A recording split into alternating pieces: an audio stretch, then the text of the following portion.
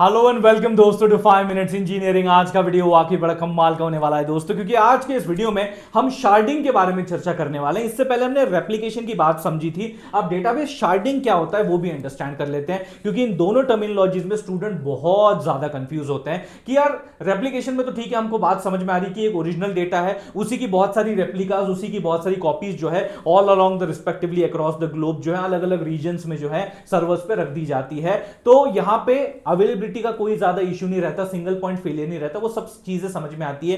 Sharding क्या है फिर?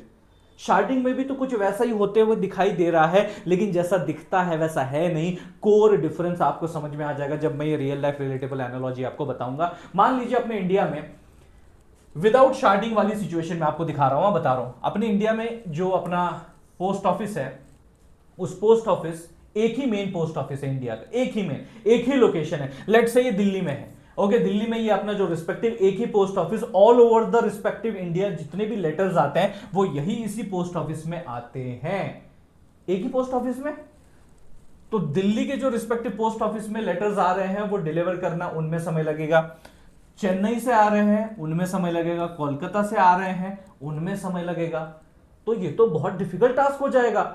अलग अलग क्षेत्र से, अलग अलग रीजन से भैया बड़े बड़े डिस्टेंस से जो है यहां लेटर्स पहुंच रहे हैं, उनको हमें डिलीवर करना है। और ये भैया एक सेंट्रली लोकेटेड आपका इंडिया का एक ही पोस्ट ऑफिस है। ये तो बहुत बड़ा प्रॉब्लम हो गया कि सारे रीजन्स का जिम्मा बस एक ही पोस्ट ऑफिस के मत्थे जब मर दोगे तो प्रॉब्लम तो होगा ना। One building of all Indian males overwhelm हो जाएगा, बहुत ज्यादा ओवरवेल्म हो जाएगा। कैसे करेंगे काम, और काम स्लो होगा, फिर बहुत ज्यादा स्लो होगा। क्योंकि जैसे आप इस इमेज में भी देख सकते हो भैया बहुत ज्यादा लेटर जमा हो चुके हैं अपने पोस्ट ऑफिस में, और लोग भी जमा हो चुके हैं कि हमारे लेटर कब भेजोगे। अब ये बंदा बोल रहा है पहले ये तो भेज दूं पहले ये तो सब भेज दूं, मैं घर तक तो पहुंचा दूं, फिर उसके बाद भैया तुम्हारे भी लेटर ले लूंगा। इसमें तो कुछ और भी भैया लोग पीछे जो खड़े हैं वो बोल रहे हैं हमारे यार परिजनों ने हमें लेटर भेजे थे, अब तक हम तक नहीं पहुंचे हैं। ये बेचारा खुश हो जाएगा, बोलेगा अरे आप ही आ गए, अरे एक मिनट यार अभी आपको देता हूं मैं लेटर, अभी आपको हैंड ओवर कर देता हूं। कहां मैं कोलकाता आते बैठूं, कहां मैं भैया साउथ में जाते बैठूं। मतलब आप बात समझ रहे हो ना, डिस्टेंस बहुत ज्यादा है तो टाइम बहुत ज्यादा लगेगा। लेकिन इसमें भी एक प्रॉब्लम है, आप आ तो गए हो लेटर लेने के लिए, सेंट्रल जो आपका पोस्ट ऑफिस है वहां पे आ तो गए हो, लेकिन भाई अब आपका लेटर मुझे इतने गट्ठे में से, मतलब इतनी जो रिस्पेक्टिवली मेरे लेटर्स हैं जो मौजूद है, इनमें से ढूंढ के आपको देना पड़ेगा, तो उसमें भी समय लगेगा। तो प्रॉब्लम तो बहुत ज्यादा है। तो इसका सॉल्यूशन क्या है? सॉल्यूशन वही है जो कि रियल लाइफ में भी इंप्लीमेंट हुआ है, कि हम कभी भी एक पोस्ट ऑफिस लेके नहीं चलते, हम region wise, location wise, geographic wise जो है अलग अलग रिस्पेक्टिव जो है पोस्ट ऑफिसेस अपने बिल्ड करते हैं, ताकि वो लोकली उस रिस्पेक्टिव एरिया के जो भी लेटर्स है, वो जो ट्रैफिक है, वो जो लोड है, वो जो रिक्वेस्ट है, जो चाहे कहना है कह लीजिए, उसको वो हैंडल कर सके लोकली। तो यहां देखिए, जैसे कि फॉर एग्जांपल देखिए, यहां का एक पोस्ट ऑफिस है ये दिल्ली वाला, उसके बाद यहां का भैया लेट से एक चेन्नई वाला है, यहां का एक कोलकाता वाला, यहां का एक महाराष्ट्र वाला। तो अलग अलग रीजन में आपके रिस्पेक्टिव अलग अलग पोस्ट ऑफिस जो यहां पे बन गए। Just like Indian postal system split the mail handling by pin code zone. तो यहां पे पिन कोड होते हैं, मतलब जैसे अपना जो पिन कोड अपने सामने रख दिया जाता है कि इस पिन कोड से पता चलता है कि ये भैया उस पोस्ट ऑफिस का है, ये उस पोस्ट ऑफिस का, ये उधर जाना चाहिए, ये इधर जाना चाहिए। आप बात समझ पा रहे हो? उसी तरीके से instead of one giant office handling everything, sharding भी इसी तरीके से स्प्लिट करता है ह्यूज डेटाबेस को इनटू स्मॉलर पीसेस,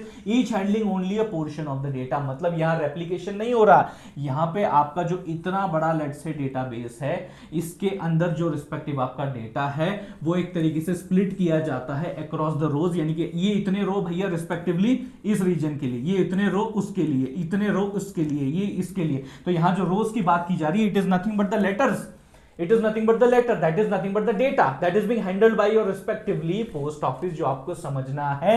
तो यहां पे ये अलग अलग छोटे छोटे छोटे छोटे जो पीस किए जा रहे हैं, इनमें एक ही डेटा थोड़ी ना रखा गया है, रेप्लिकेशन थोड़ी ना है। इनमें भैया ये वाले लेटर अलग होंगे, ये दिल्ली के लेटर हैं, ये कोलकाता के हैं, ये मुंबई के हैं, ये चेन्नई के। तो अलग अलग क्षेत्र के अलग अलग लेटर्स हैं, डेटा एक नहीं है अनेक है, और वो अनेक पीसों में इस तरीके से बट गया है। इसी कॉन्सेप्ट को कहते हैं शार्डिंग। तो यहां पे शार्ड की भी रहता है, ये जो एक पार्ट आप पीस जिसे कह रहे हो ना, इसे शार्ड कहते हैं। शार्ड जैसे एक पोस्ट ऑफिस है तो लोकल पोस्ट ऑफिस है उसे एक शार्ड कहा जाता है, और उस पोस्ट ऑफिस पे अपने को वो जो पोस्टल जो आपका कोड रहता है, जो पिन कोड आपका बेसिकली रहता है, उससे आप आइडेंटिफाई करते हो कि उधर जाना चाहिए, फिर वहां से वो रिसीवर तक जो है चिट्ठी पहुंचा दी जाएगी। उसी तरीके से यहां पे ये किस शार्ड में रिक्वेस्ट जानी चाहिए, तो उसका यहां पे एक शार्ड की रहता है, यूजर आईडी आप कह सकते हैं इसको सिंपल भाषा में, कि ये की से पहचाना जाता है कि ये किस शार्ड को बिलोंग करता है, कहां जाना चाहिए, ये बात तय होती है। Decides which shard data goes to, this is very important. उसके बाद भैया ये तो हो गया हॉरिजॉन्टल पार्टीशनिंग, जो कि तोड़ा तोड़ी का काम मैंने आपको बताया, और यहां पे ये आपका shard one independent piece of the whole, मतलब ये जो आपका पीस, ये पूरा का पूरा रिस्पेक्टिवली आपका डेटाबेस था, उसका जो एक पीस है, इसका जो एक पार्ट है, that is the basically shard that I am talking about. जैसे कि इस केस में अपने यार ये वाला जो है एक शार्ड है, ये एक शार्ड है, ये एक शार्ड है, ये एक शार्ड है, ये एक शार्ड है, that's what you need to understand. उसके बाद आते हैं इंप्रूव्ड परफॉर्मेंस, डेफिनेटली होगा यार, each shard handles the smaller and faster query.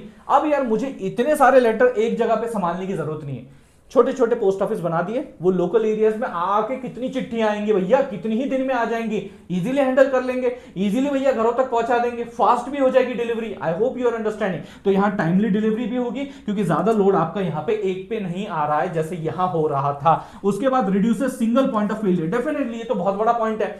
यहां पे आप समझ लो इस सिचुएशन में पूरा आपका पोस्ट ऑफिस फेल हो गया था, वो कुछ भी नहीं कर पा रहा था, किसी भी तरीके से किसी भी व्यक्ति को उसकी चिट्ठी नहीं पहुंचा पा रहा था। ये सबसे बड़ा डिसएडवांटेज था, यानी कि सिस्टम फेल हो गया था, क्रैश हो गया था। लेकिन यहां अब जैसे ही क्रैश हो गया, आप क्या करोगे आगे?